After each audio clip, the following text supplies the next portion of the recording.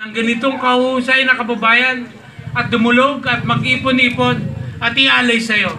Panginoon, marami kaming napag-usapan dito, pero kung hindi po namin iaalay sa iyo, hindi po namin ito magagawa. Dalangin po namin, Panginoon, bigyan mo kami ng banal na Espiritu Santo nang sa ganoon, makapaglingkod kami sa lahat ng aming kababayan dito. Ikaw ang magbantay sa aming pag-uwi, malayo sa sakuna, malayo sa aksidente. Ikaw din nagsabi, Panginoon, ang kalit-liitang bagay na ginawa mo sa iyong kapwa ay para na rin ginawa sa iyo. Ikaw ang nagsabi na ang maglingkod, ito ang dahilan kung bakit ikay pumarito. Kaya po, Panginoon, kami pong lahat ng mga taga-Kabuyaw, iaalay po namin ang paglilingkuran sa iyong buktong na anak na si Jesucristo.